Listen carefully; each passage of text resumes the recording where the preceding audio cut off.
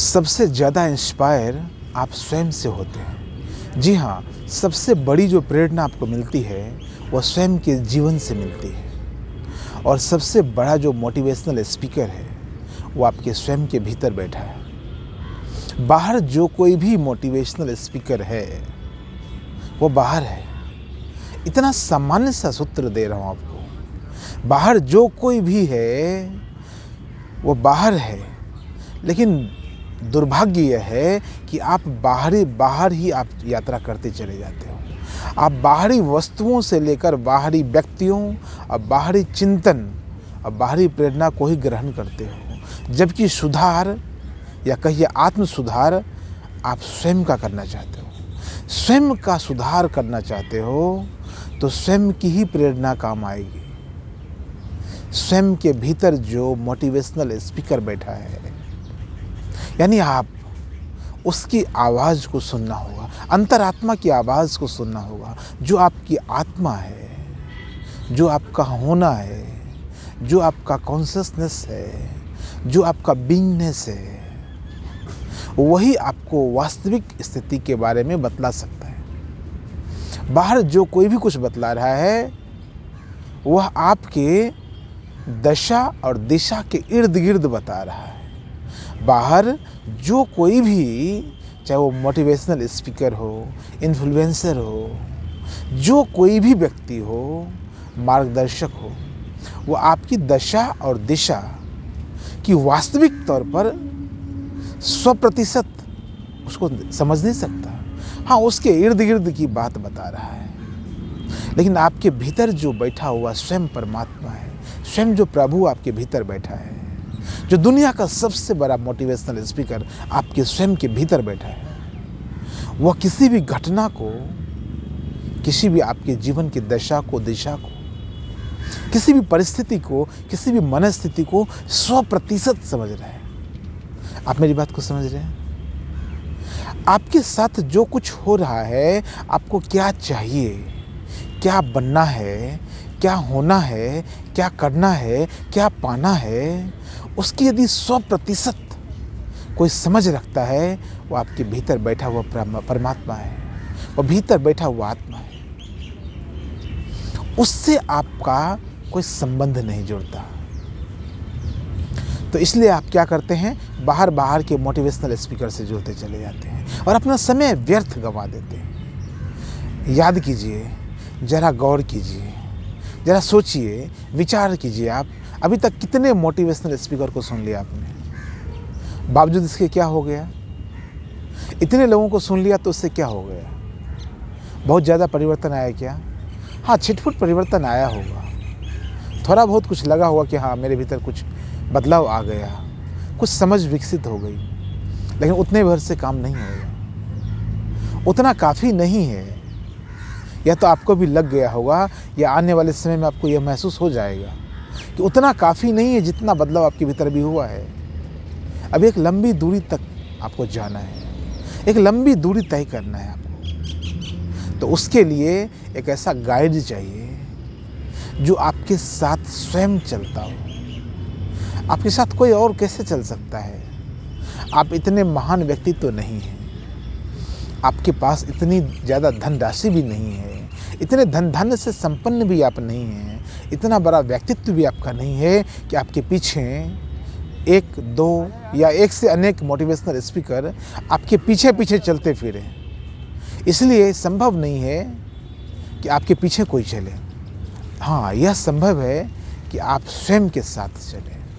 स्वयं के साथ यदि आप चलते हैं तो बहुत ही अच्छा होगा, बहुत ही सार्थक होगा, बहुत ही सटीक होगा, और स्वयं के साथ आप जीवन भर चल सकते हैं। पूरे जीवन की यात्रा आप कर सकते हैं स्वयं के साथ। यह संभव है, यह सबके साथ संभव है। आप किसी को किराए पर कितने दिन के लिए हायर कर सकते हैं, लेकिन स्वयं को जानते ही, स्वयं को पहचानते ही आप हमेशा के लिए स्वयं से जुड़ जाते हैं। स्वयं से जुड़ना यानी स्वयं के कल्याण के रास्ते पर चल देना। और स्वयं से जुड़ते ही आपका एक फ़ायदा नहीं होता है, अनेक प्रकार के फ़ायदे होते हैं। आप सिर्फ मोटिवेशन ही प्राप्त नहीं करते, आप सिर्फ इंस्पिरेशन ही प्राप्त नहीं करते, बल्कि आपका पूरा का पूरा जीवन सुधर जाता है।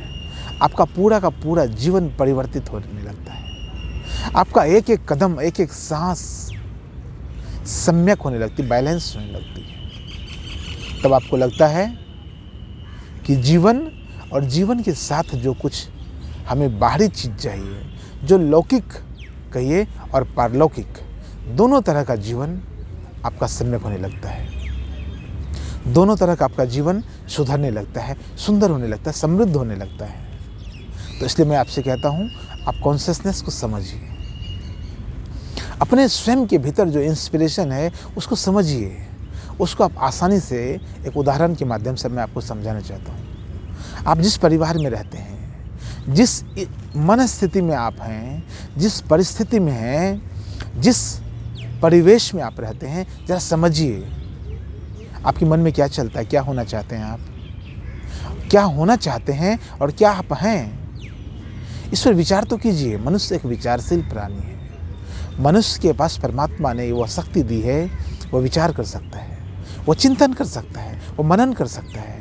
और चिंतन मनन से आपका समय नष्ट नहीं होता, बल्कि आपकी प्रज्ञा तेज हो जाती है, तीव्र हो जाती है, तीक्ष्ण हो जाती है।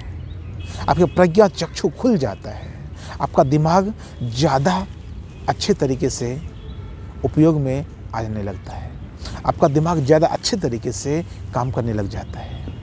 आपके स्वयं के भीतर जो रीऑर्गेनाइज एक सिस्टम है, वो रीऑर्गेनाइज होने, रिकंस्ट्रक्ट होने लगता है। आपके भीतर एक निर्माण होने लगता है, आपके व्यक्तित्व का निर्माण, आपके चरित्र का निर्माण, आपके कृतित्व का निर्माण होने लगता है। तो मैं आपसे कहता हूँ, अपने आसपास अपने माता पिता को देखिए, अपने भाई बंधुओं को देखिए, बहनों को देखिए, आसपास जो परिवारगण हैं, जो परिवारजन हैं, जो मित्रगण हैं, उनको देखिए। आप जिस माहौल, जिस समाज में रहते हैं, उसको देखिए, उसमें किन लोगों ने क्या क्या उपलब्धि हासिल की है। कहीं आप उससे प्रभावित तो नहीं हैं?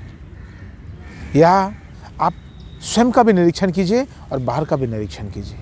देखिए, तुलना तो कीजिए, आप चाहते क्या हैं। आपको लगेगा कि जो हमारे पड़ोसी ने जो कार्य किया है, जो उपलब्धि पाई है, वह उन्होंने इस प्रकार से किया है। फिर आपको भी एक रास्ता दिखेगा, आप भी उस प्रकार से या उससे अलग अलग प्रकार से आप काम करना शुरू करेंगे। चलना आपको ही पड़ेगा। दुनिया का कोई भी मोटिवेशनल स्पीकर आपके बदले नहीं चलेगा, या तो आपको भी पता है। दुनिया का कोई भी इंस्पिरेशनल जो व्यक्ति होगा, कोई भी बड़ा इन्फ्लुएंसर जो होगा, वो आपके बदले काम नहीं करेगा। मैंने कहा ना, आपके पास इतनी सामर्थ्य नहीं है कि आप उसको हायर करके रख सकें। तो आप स्वयं को हायर कर सकते हैं, स्वयं को अपने काम में लगा सकते हैं। स्वयं को काम में लगाना ही कॉन्शियस होना है। जो व्यक्ति जितना कॉन्शियस है, जीवन के हर एक क्षेत्र में वो व्यक्ति उतना सफल है। या इसका उल्टा कर दीजिए, जो व्यक्ति जीवन के जिस भी क्षेत्र में जितना सफल है, सचिन क्रिकेट के फील्ड में सफल है, जो व्यक्ति जितना सफल है वह कहीं ना कहीं उतना ज़्यादा कॉन्शियस है। इस बात को आपको समझना चाहिए। तो मैं आपसे भी कहता हूँ, अपने आसपास अपने मन को ज़रा विचार कीजिए, अपने आप पर ज़रा गौर कीजिए। बाहर बहुत गौर कर लिया, अब आपकी दृष्टि स्वयं पर होनी चाहिए। स्वयं पर यदि आपकी दृष्टि आ रही है, या स्वयं पर यदि आप गौर करने वाले हैं, उसमें यदि आपको कुछ मदद चाहिए तो आप कमेंट करके हमसे पूछ सकते हैं। आपका बहुत बहुत धन्यवाद, बहुत बहुत धन्यवाद।